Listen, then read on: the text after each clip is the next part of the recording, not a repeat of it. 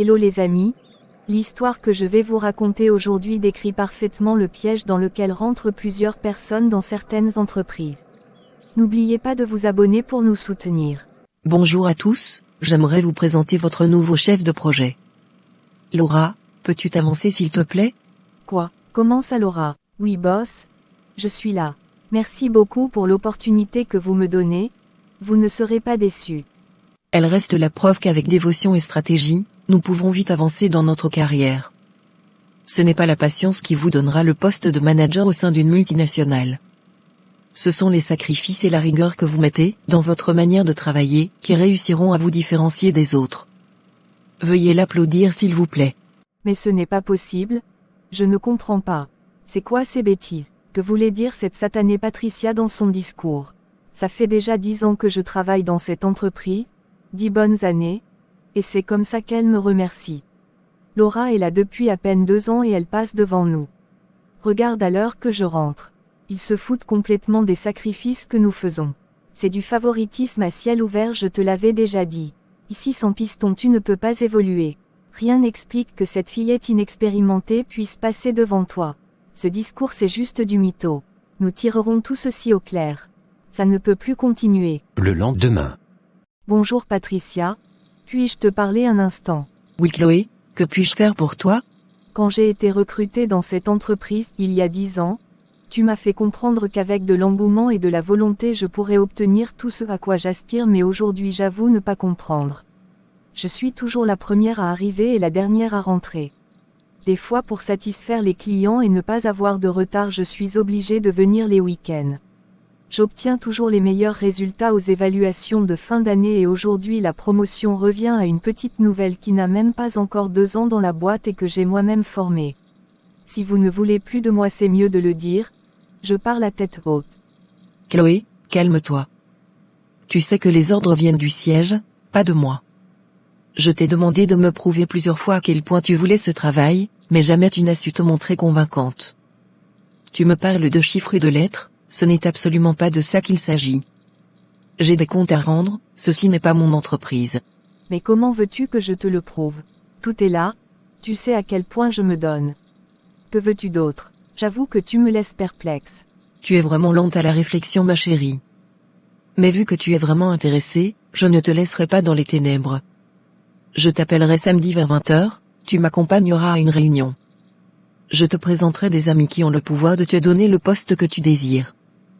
Il y a là-bas plus d'avantages à tirer que d'inconvénients. N'est-ce pas trop tard? Le poste est déjà occupé par Laura. Je devrais encore attendre qu'un autre se libère. Non, absolument pas. Un poste peut même être créé, rien que pour toi. D'accord, je comprends. Laisse-moi le temps d'y réfléchir. Je te reviens s'il te plaît.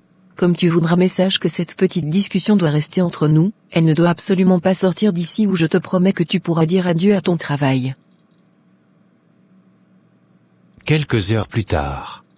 Comme je te dis ma copine, j'avoue que ce que j'ai entendu m'a rendu perplexe. Je sais que tu es souvent de bons conseils, c'est pourquoi je me suis permise de t'en parler.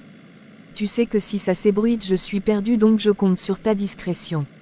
Oui je comprends, ne t'inquiète pas, je ne dirai rien. Mais j'avoue que cette histoire me semble louche.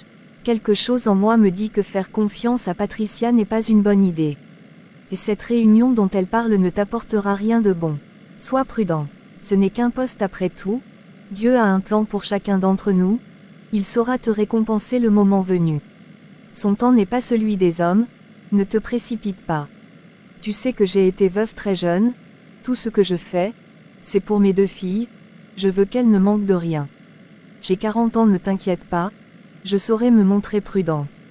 Tu es sage, comme d'habitude. Tu as toujours su être de bons conseils. Je lui dirai quand elle m'appellera que je ne pourrai pas venir car j'ai eu un empêchement. Le moment venu, quand elle t'appellera, ne décroche tout simplement pas. Elle comprendra que tu n'es plus intéressé. Le samedi arriva. Ça fait déjà 30 minutes que j'essaie de la voir au téléphone sans succès, elle va me mettre en retard. Cette fille ose me faire perdre mon temps. Elle ne perd rien pour attendre. Je vais à Londres demain pour 7 jours, une fois de retour elle va me sentir passer. Le lundi matin. Chloé, je t'ai demandé un rapport depuis vendredi. Je croyais t'avoir dit que je voulais le trouver sur mon bureau ce matin à la première heure. Vous les vieilles, vous êtes tellement lentes et inutiles. Pardon? Comment oses-tu me parler ainsi? Je te parle comme bon me semble. Je suis ton supérieur, tu as oublié? Je ne suis plus ta stagiaire que tu envoyais tous les midis t'acheter à manger. J'attends ce rapport dans 1 heure ou c'est une demande d'explication qui t'attend. Le lendemain. Je t'ai demandé de me fournir la liste de tous nos clients insolvables depuis hier. Pourquoi ce n'est pas encore fait? Ce n'est pourtant pas si compliqué. Tu n'as qu'à les filtrer via notre base de données. Ô Seigneur, donne-moi la patience. Non, ça ne peut pas se passer comme ça. Cette petite peste ne va pas m'humilier de la sorte. Je suis de 15 ans son aîné. J'aurais pu être sa mère. Cette situation doit s'arrêter, quoi qu'il m'en coûte. Boss, je suis vraiment désolé de n'avoir pas pu décrocher la dernière fois. J'ai eu un gros empêchement et je n'ai pas vu le téléphone sonner. J'aimerais vraiment que tu me donnes une nouvelle chance, je t'en prie. D'accord, mais cette fois-ci je te préviens, tu n'as pas intérêt à me décevoir. Bonsoir maître, elle c'est Chloé, celle dont je t'ai parlé. Chloé, je te présente celui que nous appelons le maître, je suppose que tu le connais déjà. Oui, mais c'est que... je ne m'attendais pas à le voir là. C'est notre directeur régional. Bonsoir à vous monsieur. Pourquoi l'appelles-tu maître? J'avoue ne pas comprendre. En fait, c'est lui qui décide pour tous les membres de cette région. De qui peut oui ou non avoir un poste à responsabilité. Tu te plaignais il y a 2 semaines, aujourd'hui cela est à ta portée, tu peux lui parler, n'aie crainte. Tu sais très bien ce que je veux, je souhaite devenir manager, et un poste qui soit supérieur à celui de Laura. Cette peste me fait vivre la misère, cela doit changer car je n'en peux plus. Oui, cela va de soi. Je me débrouillerai pour qu'on crée un poste supérieur à celui de Laura, et inférieur au mien juste pour toi. Tu seras mon numéro 2, et Laura l'un de mes numéros 3. Mais avant ça tu devras nous donner quelque chose en échange. Tu devras respecter les conditions du maître. Pour un début, tu devras assister à toutes nos réunions mensuelles durant toute la période que durera ton contrat au sein de notre organisation. La réunion ne se fait pas en groupe, c'est chacun son tour. Pour le reste, ne t'inquiète pas, ce n'est rien d'extraordinaire. Tu es la bienvenue à partir d'aujourd'hui, considère-toi comme un membre à part entière de notre société. Le mois prochain nous mangerons toi et moi et boirons l'honneur de notre belle organisation. Je ferai de vous des esclaves heureux, vous ne serez pas déçus. Patricia, donne-lui le poste qu'elle demande, le salaire et la voiture qui vont avec. Nous te remercions maître, pour ces paroles de sagesse. Dès lundi, les choses changeront pour elle. Le lundi. Mais que fais-tu ici? Je t'ai cherché partout, tu n'as toujours pas fini avec ce rapport. Sors de mon bureau tout de suite. Petit impoli, je vais te faire regretter d'avoir un jour croisé ma route. Et ton bureau? Quel bureau? Depuis quand? Depuis aujourd'hui. Eh oui Laura, Chloé est mon numéro 2 à présent, tu lui dois le respect, car c'est ton supérieur direct. C'est à elle que tu devras rendre des comptes, tu passeras d'abord par elle avant d'essayer de me faire remonter une information. Est-ce que c'est bien clair? Oui boss, c'est juste que je n'ai pas été averti. Maintenant tu sais. Tu peux sortir. Tu n'es même pas prête pour l'enfer que je compte te faire vivre ma petite. C'est toujours vous qui poussez les gens à bout. Elle est vraiment magnifique cette voiture de fonction. J'avoue que tout ceci me semble être un rêve.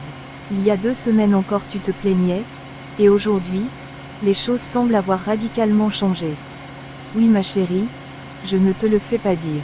J'ai parlé avec Patricia vendredi, lui expliquant mon mécontentement et elle a vite fait de me rassurer en me donnant ce poste. Elle a dit que je le méritais plus que quiconque dans cette entreprise, c'était le week-end et je n'avais pas envie de te déranger. Je suis contente pour toi, mais reste prudente tout de même.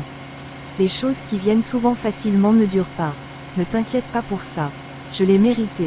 Ça fait 10 ans déjà. Je pense avoir suffisamment attendu. Il n'y a pas quelqu'un dans cette boîte qui le mérite mieux que moi. Oui, tu as sans doute raison. Bienvenue à toi, n'aie pas peur. Allons nous asseoir et mangeons. C'était vraiment délicieux. On aurait dit du lapin. Non, c'était un nourrisson. Quoi? Quel nourrisson? Un nourrisson de lapin. Mort de rire, non, c'était un nouveau-né. Et Seigneur, je suis entré dans quoi ici? En fait, tu devrais choisir une partie de ton corps à sacrifier. cette partie restera visible dans le monde physique mais sera morte dans le monde mystique. Tous les 5 ans tu devras donner quelque chose.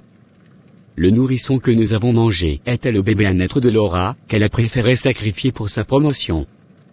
Elle était enceinte de 2 mois et nous a livré l'esprit de son enfant, que nous avons téléporté dans le corps de cette viande pour pouvoir le manger. Alors, dis-moi, que comptes-tu sacrifier?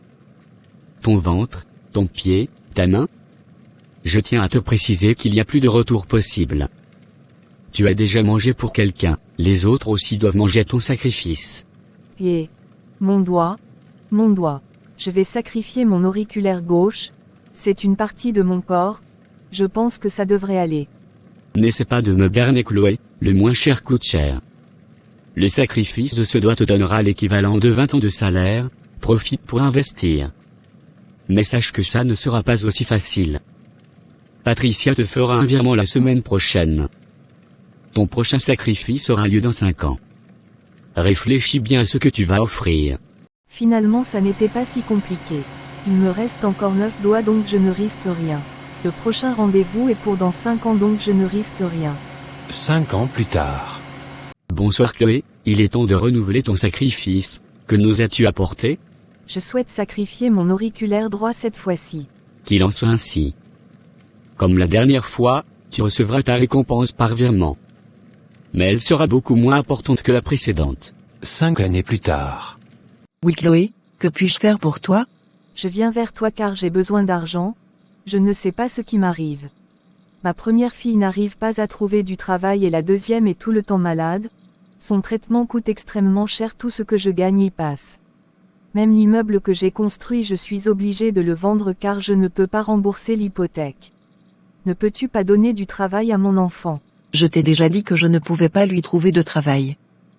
Il est interdit ici de recruter plusieurs membres d'une même famille. Pour tes problèmes d'argent je n'y peux rien, tu as 50 ans déjà, comporte-toi comme une grande personne et va voir le maître pour lui poser ton problème. Je ne peux pas faire de virement sans son accord. Maître, je ne vais vraiment pas bien. Ma fille est vraiment malade et son traitement me coûte très cher et l'autre vit à mes crochets, elle n'arrive à ne rien faire d'elle-même. J'ai demandé à Patricia de l'aide et elle m'a demandé de venir vous voir. J'aimerais vous offrir un autre doigt en sacrifice pour pouvoir relever ma famille, je n'ai plus le choix. Non, tu ne peux plus donner de doigts, tu devras choisir une autre partie de ton corps à sacrifier. Et comment ça? Vous avez dit qu'on pouvait choisir n'importe quoi? J'ai déjà sacrifié 2 doigts, il m'en manque 8 encore. Laisse-moi rire. Tu ne t'es jamais demandé d'où venait cet argent? Quand tu sacrifiais ton doigt, l'argent qu'on t'a versé la première fois correspondait à tout l'argent que ta première fille allait travailler tout au long de sa vie, elle allait être très riche si tu n'avais pas volé sa destinée. C'est pourquoi l'argent du premier sacrifice t'a rendu milliardaire. Le sacrifice de ton deuxième doigt correspondait à la santé de ta deuxième fille, elle sera toujours malade et tu ne peux plus sacrifier de doigts, car tu n'as pas d'autres enfants. Ceux qui vendent leurs doigts ou orteils sacrifient en réalité leur progéniture. Et non, pas mes enfants. Je n'ai jamais voulu ça, fallait me prévenir, j'aurais refusé. Maintenant là je suis foutu. Non, tu n'es pas foutu. Tu peux toujours vendre autre chose. Oui, prenez mon ventre, que je n'accouche plus, mais restaurez mes filles. Mort de rire, quel ventre? Tu as 50 ans et tu n'as pas de mari. Quels enfants penses-tu pouvoir encore donner? Qu'attendez-vous de moi? Donne l'un de tes enfants, ainsi tu seras riche à vie et l'autre sera restauré. Jamais de la vie, je préfère encore me sacrifier. Ah donc pour manger les enfants des autres, cela ne te posait aucun problème, mais les tiens tu refuses? Qu'il en soit ainsi, tu partiras donc. Tu as joué, tu as perdu. Tant pis. Cet accident de voiture servira d'avertissement aux autres membres. Ô Seigneur, regardez où m'a mené mon orgueil. J'ai laissé mes pauvres enfants sans défense. Juste pour un poste, j'ai sacrifié le bonheur de mes enfants en pactisant avec le diable. N'oubliez pas que sans Dieu, le diable sera toujours plus malin que vous. Ne forcez pas le destin, laissez les choses se faire. Le Seigneur a un plan pour chacun d'entre nous, la patience, la prière et le travail acharné payeront toujours.